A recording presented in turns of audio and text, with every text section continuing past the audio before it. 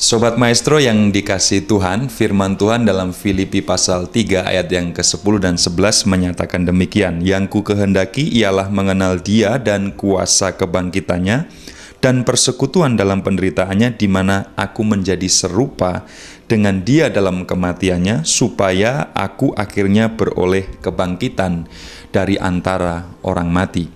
Sobat Maestro, dalam bagian itu Rasul Paulus menjelaskan kepada setiap kita bahwa ada kerinduan terbesar yang seharusnya dimiliki oleh orang percaya, yaitu untuk makin hari makin mengenal Tuhan. Kiranya kerinduan Paulus adalah kerinduan setiap kita juga, bahwa hidup kita sebagai orang-orang Kristen, sebagai anak-anak Tuhan, adalah hidup yang dipenuhi, diwarnai oleh kerinduan untuk mengenal Dia, memahami Dia secara lebih mendalam. Ada 3 hal yang Paulus sampaikan di sini. Yang pertama, ada hambatan ketika kita mau mengenal Tuhan. Hambatannya adalah ajaran-ajaran palsu. Karena itu kita jangan sampai diombang-ambingkan oleh rupa-rupa angin pengajaran itu, tapi semakin teguh dan semakin mantap di dalam kebenaran firman Tuhan yang terus juga kita pelajari dalam kehidupan kita setiap hari. Yang kedua, Paulus menyampaikan kesaksian.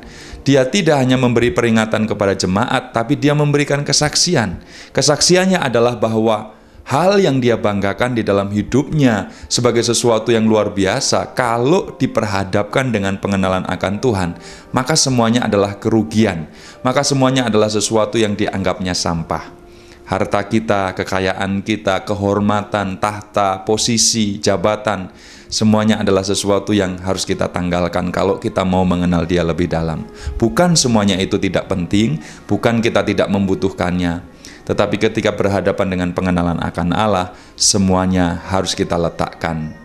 Saudara yang dikasihi Tuhan, Sobat Maestro, yang ketiga Paulus adalah seorang yang punya kerinduan besar dalam hidupnya. Ayat 10 dan 11 yang saya baca tadi menandakan bahwa meskipun dia adalah seorang rasul, dekat dengan Tuhan, luar biasa hubungan dengan Tuhan, tapi masih punya kerinduan besar di dalam hidupnya untuk mengenal Dia lebih dalam.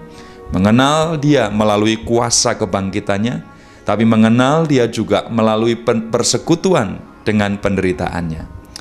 Mari Sobat Maestro yang dikasihi Tuhan, kita menjadi orang-orang percaya yang tingkat pengenalan akan Allahnya makin hari makin dalam di dalam kehidupan kita. Kiranya renungan singkat ini menjadi berkat bagi setiap kita.